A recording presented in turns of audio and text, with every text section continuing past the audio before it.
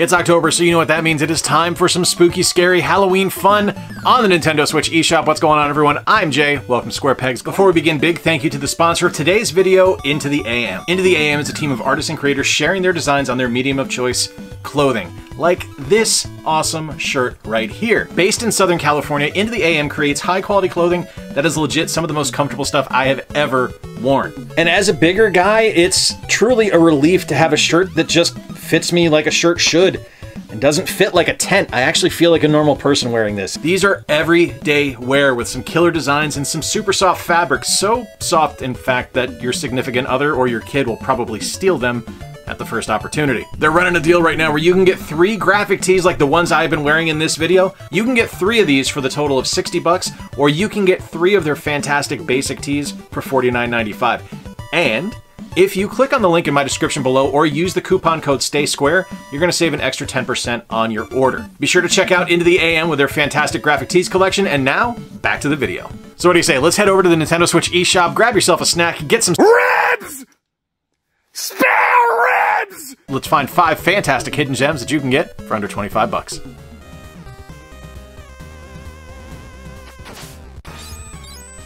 Now this one stretches the definition of a hidden gem, I will admit, but Bloodstained Curse of the Moon 2 from Inti Creates is just wonderful. So it takes everything that the first Bloodstained did and pluses it. And that's kind of what I look for in sequels. Like, if it's something that improves upon the original, then I'm all for it, and I think it's a great idea. If it's just a sequel for the sake of being a sequel, then I'm not really here for it. Curse of the Moon 2 is a love letter to Castlevania, just like the first one was. And it was supervised by Koji Igarashi again. You take control of Zangetsu, who is a swordsman from the Far East, and one of the gimmicks of Bloodstained is you're able to hot swap between characters that you meet as you play. So you're going to be able to switch to the Exorcist Dominique. There's going to be all the characters that appeared in the original Curse of the Moon game as well are going to be playable.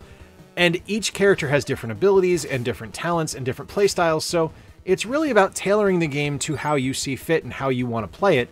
Now, there is a case where if you are defeated in that character, you're not going to be able to use them anymore. So don't do that. You know, watch your health meter, swap where you can. But if you enjoy Castlevania-like games and things that are just these sprawling, epic adventure and exploration games full of undead enemies and just crazy combat scenarios and huge bosses and memorable experiences, Bloodstained Curse of the Moon 2 is something you should definitely check out. It's also got 2-player local co-op, which is awesome, and it's only $14.99. It's a great game at a great price.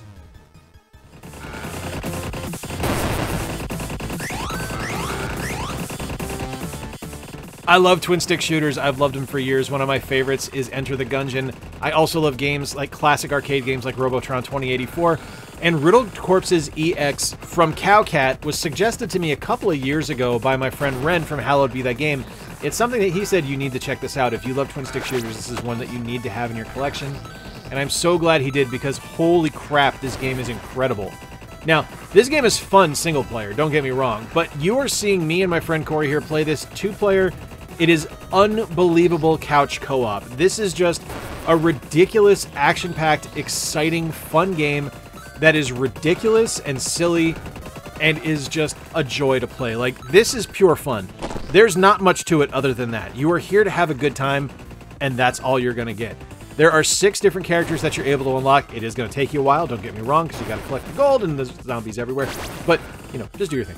There's an amazing combo system that you're going to be able to use to work off of each other to gain more money, to get better kills, to kill faster. And there's amazing music in this game. Riddled Corpses EX is so much fun, and this is the perfect version. I actually found out today talking to Corey that Steam version never got finished, so get it on the Switch. That's where it's good. It is a wonderful title. It's a fun twin-stick shooter, and it's only $9.99.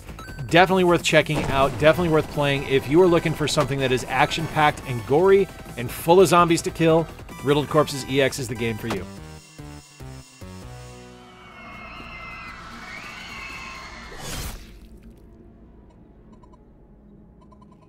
Now, I'm not a huge fan of Souls games. I get really frustrated with them because, I mean, they're just not fun. Like, I want to have a good time when I play a video game, and Souls games don't really click for me. I don't know why it is, but It's interesting, when you take kind of that Souls feel and you slap it into a 2D game, now we're talking. Now I'm a little bit more interested, and that's really what No Place for Bravery feels like. This was a review code provided to me by Isbrid Games, and I hope I'm pronouncing that right. I apologize if I'm not. And this is just a really difficult, I think that is probably the best word, but it's also incredibly exciting, and it's one of those games where when you get defeated, because hey, it's a Souls game, it's going to happen all the time, it's one of those ones where you want to just immediately hop back in and keep trying, because while it can be frustrating at times, it's still a compelling enough of a story and a compelling enough of a gameplay experience that you're going to want to keep moving forward and keep trying to advance your story. So you play as Thorn, and Thorn is a father, and your whole gig is to protect your kid. And as you're going through this game, you're going to be fighting all kinds of like these crazy zombie goblins that are resurrecting, and it's a gory, bloody, violent game. And it's also kind of wholesome because everything that Thorn does is to protect his kid. And it's something that I really have fallen into and have just had so much fun playing in short bursts, because it is something, like I said, it's a Souls game, so it can get frustrating. But if I can play it for like a half hour, 45 minutes to an hour, I'm good. Anything more than that, and it's kind of the law of diminishing returns where my skills just start sliding backwards and then I don't make any advancement. But if you enjoy Souls games, if you like action RPGs, if you like creative and clever combat with memorable enemies and memorable character designs, definitely check out No Place for Bravery. This one goes on sale for $19.99, and it is an M-rated game. Very bloody. There's some partial nudity in it, and there's definitely some language, so not something for kids. But if you are looking for a game like this, definitely check out No Place for Bravery. I have had a ton of fun with it.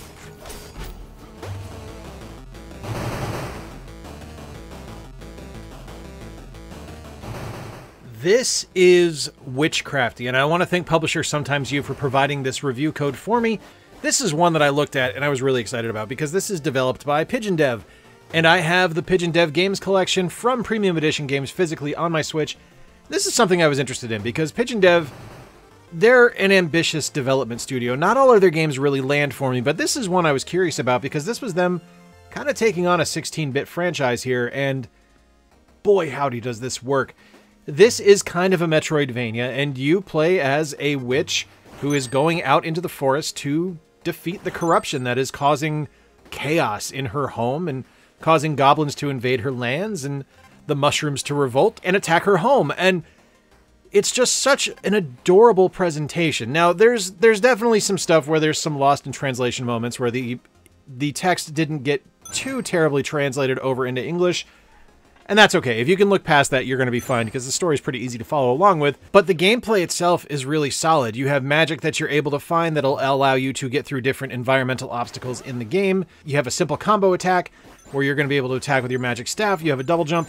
And it's just a lot of really interesting platforming traversal as you go through this game. It's a really lovely, kind of refreshing throwback title that I think a lot of people need to check out. And one of the things I really like about this one is that it's not a terribly expensive game. This one starts at $9.99, and it's currently on sale for $7.99. So Witchcrafty is definitely worth checking out. If you are a fan of classic 16-bit action games or looking for a new kind of take on a Metroidvania that leans heavily into its 16-bit roots, definitely worth looking into it. Witchcrafty is a fantastic title.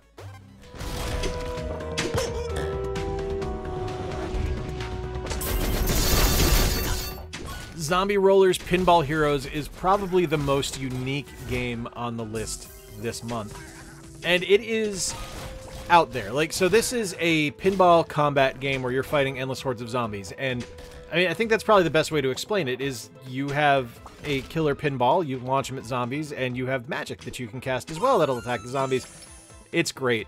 It's a very simple to understand concept. Like, you have your flippers, you're able to attack the zombies with the flippers if they get too close to you, but otherwise you're just going to be launching the ball at them to knock them out, to unlock treasure chests, to take down barricades, to get to different parts of the levels. And yeah, that's it from first glance, but when you start to kind of dig in a little bit and you see the different items that you're able to get, the sprawling map with multiple branching paths that you're able to take, the different items you're able to unlock, the magic spells you're able to get, the fact that there are 10 different heroes that you're able to play as, with massive boss fights in each world, yeah, it's going to be something where you realize that this cute little kind of irreverent, silly pinball game has a lot to it.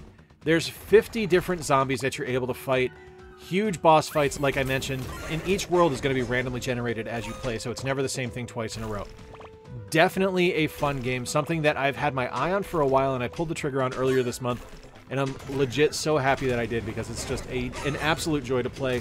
It does not take itself too seriously. It is a very, very silly, very tongue-in-cheek game, and it's definitely worth picking up. Zombie Rollers Pinball Heroes, if you like pinball games, this is right up your alley. $14.99 out the door.